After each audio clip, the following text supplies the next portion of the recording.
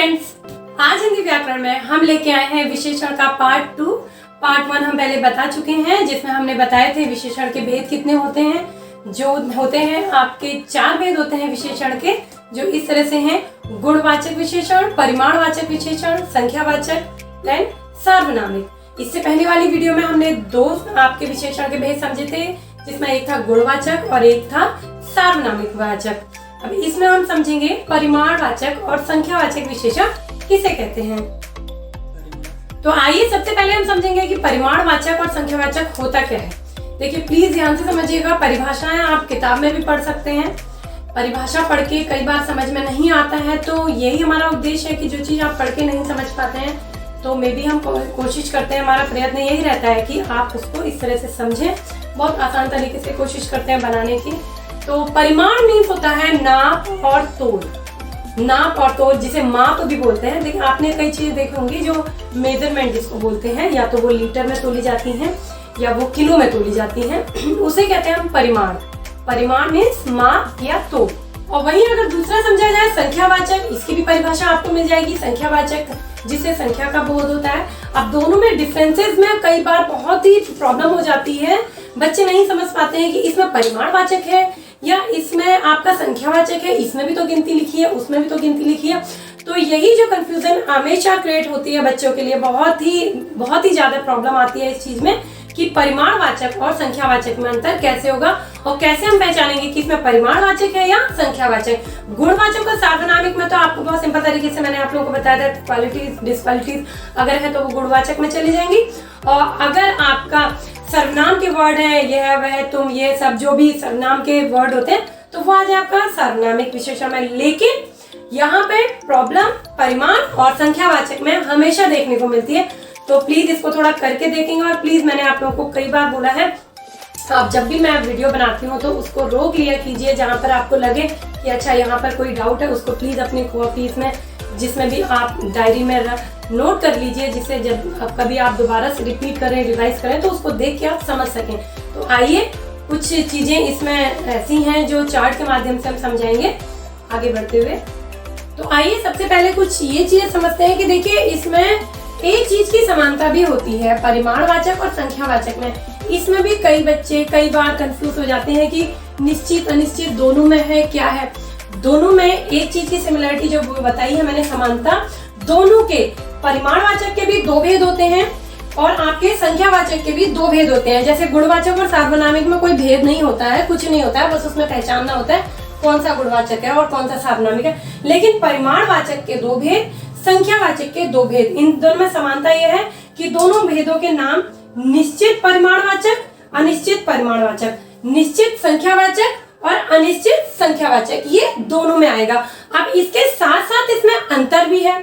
अंतर से ही आपको पता चलेगा, जब ये दोनों आप लिखेंगे तो भी आपको अंतर पता चलेगा। लेकिन सबसे पहले अंतर क्या है, परिमाण में हमेशा माप यानी कि नाप जिसे मेजर करते हैं, जैसे कि मीटर में नापना, और उसके बाद तोल जिसे लीटर में या किलो में नापना।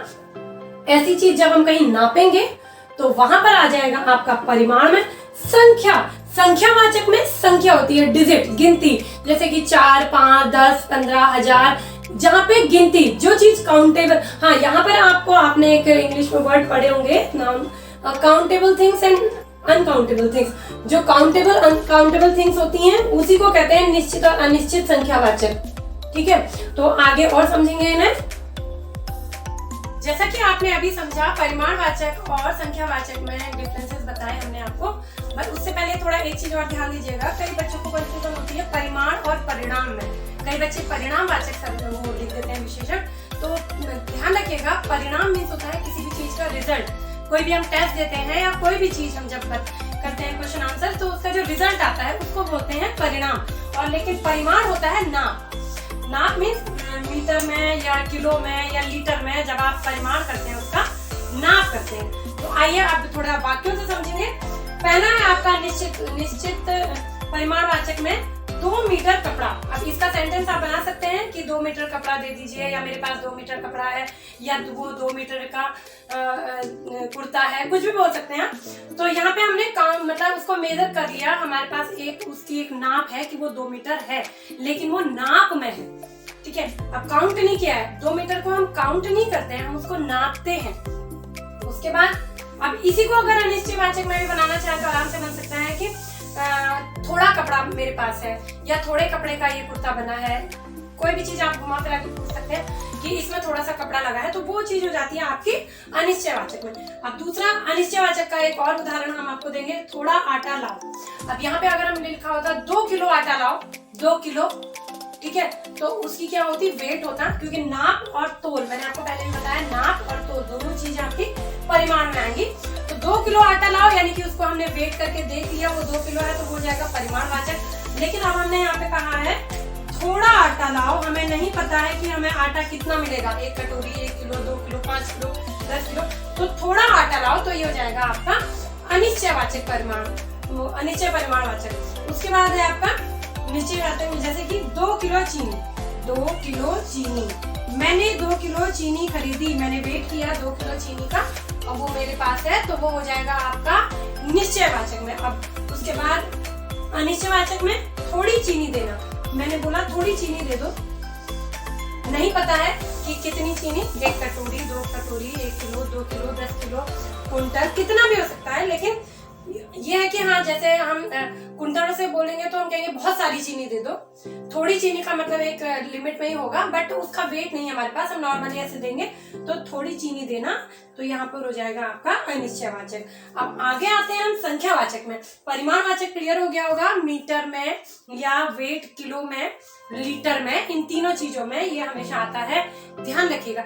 अब संख्यावाचक काउंटेबल थिंग्स या अनकाउंटेबल थिंग्स, लेकिन होगी वो गिनती में, अगर मतलब हम उसे काउंट करेंगे तो किलो या लीटर में नहीं काउंट करेंगे, उसको भी हम काउंटिंग में ही, गिनती में ही काउंट करेंगे। जैसे कि पहला है आपका निश्चयवाचक का, घर में 5 सदस्य हैं, 5 सदस्य को हम अभी ऐसा तो है नहीं कि 1 किलो मतलब उसका वेट करेंगे, उठा के देखेंगे, अच्छा 1 हो गया, 2 हो गया, उसको काउंट करेंगे ना, 1 2 3 4 5 मिनट में। तो यहाँ पे हमने 5 सदस्यों को काउंट किया, और जो ये 5 सदस्य हैं जो हमने गिने हैं, वो हो जाएगा आपका निश्चय संख्यावाचक, ठीक है। अब इसी का हम बना के देखेंगे तो ज्यादा समझ में आएगा। घर में कुछ सदस्य हैं, हो सकता है कितने हैं हमें नहीं पता, 5 है, 10 है, 15 है, 20 है, 2 है, कुछ नहीं पता हमें। घर में कुछ सदस्य हैं, बहुत सारी भीड़ लगी है और हम काउंट नहीं कर पा रहे हैं, अनकाउंटेबल। वैसे 2 को तो हम काउंट कर लेंगे, लेकिन बहुत सारे लोग हैं जिन्हें हम काउंट नहीं कर पा रहे हैं, तो वो हो जाएगा आपका घर में कुछ सदस्य हैं। तो कुछ जो हो जाएगा आपका अनिश्चय संख्यावाचक विशेषण हो जाएगा। अब नेक्स्ट है निश्चयवाचक। निकिता ने जिले में प्रथम स्थान प्राप्त किया, यहाँ पर आपको साफ साफ पता लग रहा है प्रथम यानी कि पहला। निकिता एक लड़की है जिसने जिले में प्रथम स्थान प्राप्त किया, हमने उसको काउंट कर लिया, एक ही लड़की है, या मान लीजिए एक से अधिक भी हो सकते हैं। 2 लोगों ने जिले में प्रथम स्थान प्राप्त किया, 10 लोगों ने, बच्चों ने जिले में प्रथम स्थान प्राप्त किया, लेकिन वो जो भी हो वो काउंटेबल हो। अब यहीं पे हम कहते हैं कि भारत में कई बच्चों ने प्रथम स्थान प्राप्त किया, भारत में कई बच्चों ने प्रथम स्थान प्राप्त किया, तो वहां पर हमको ये नहीं पता कि कितने हैं, तो वहां पर हो जाएगा आपका अनिश्चय संख्यावाचक विशेषण। दोबारा से सुनिए, निकिता ने जिले में प्रथम स्थान प्राप्त किया, ये हो गया आपका निश्चय।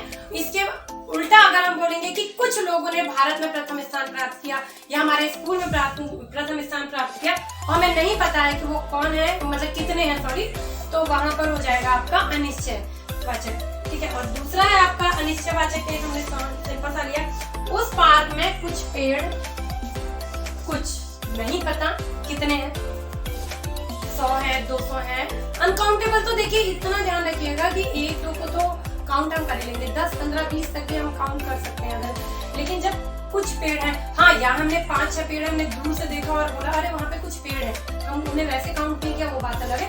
नहीं तो काउंटेबल जो होते हैं थोड़े बहुत हम काउंट कर सकते हैं, जो नहीं काउंट कर सकते हैं वो आ जाता है कुछ में।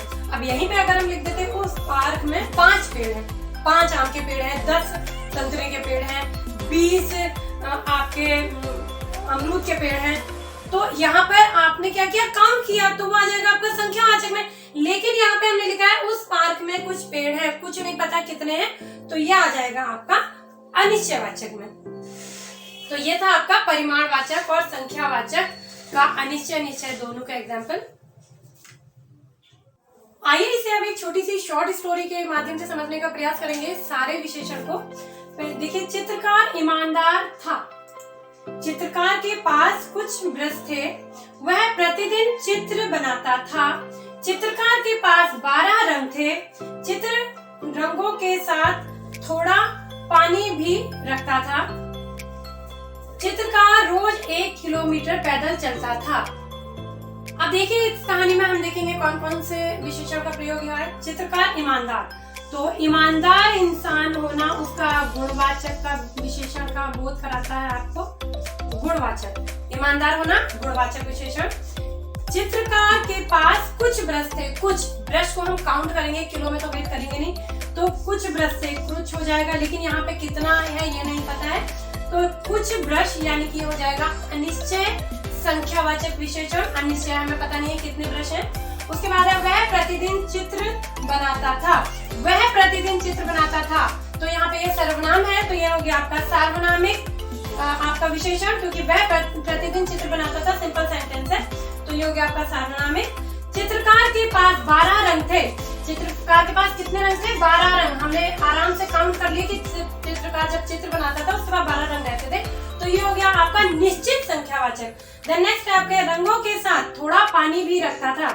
थोड़ा पानी, अब थोड़ा पानी, पानी को हम काउंट नहीं करते, पानी को हम वेट करते हैं लीटर में उसका वेट करते हैं, तो थोड़ा है यानी कि पता नहीं है कि कितना लीटर है, कितना क्या है, तो यहाँ पे हो जाएगा आपका अनिश्चय परिमाणवाचक विशेषण। देन नेक्स्ट है आपका चित्रकार रोज 1 किलोमीटर पैदल चलता था। अब देखो यहाँ पर आपका साफ साफ लिखा है 1 किलोमीटर। ये हम किलो में तो वेट करेंगे नहीं, इसको हम क्या करेंगे, नापेंगे। जैसे जमीन वगैरह बीघा में या गज में नापी जाती है, तो ऐसी रास्ते को किलोमीटर में नापा जाता है, तो किलोमीटर हम नापेंगे। नापना वाला किसमें आएगा? आपका परिमाणवाचक में। परिमाणवाचक में आएगा, वो भी निश्चित परिमाणवाचक में। फिर से सुनिए, ईमानदार आपका गुणवाचक आ गया, वह आपका सार्वनामिक, कुछ ब्रश आपके आ गए अनिश्चय संख्यावाचक, 12 रंग आ गए आपके निश्चय संख्यावाचक, और थोड़ा पानी आ गया आपका अनिश्चय आपका परिमाणवाचक, और 1 किलोमीटर आपका निश्चय परिमाणवाचक। तो यह थी हमारी आज की वीडियो, जिसमें आपने समझा विशेषण के भेद, उसकी पहचान और उसका प्रयोग हम किस तरह से कर सकते हैं, और कैसे हम समझ सकते हैं कि कहाँ पे कौन सा विशेषण है। आशा है आपको हमारी ये वीडियो पसंद आई होगी। अगर आपको हमारी ये वीडियो पसंद आई है तो please like, share and comment, subscribe करना ना भूलें। Thank you.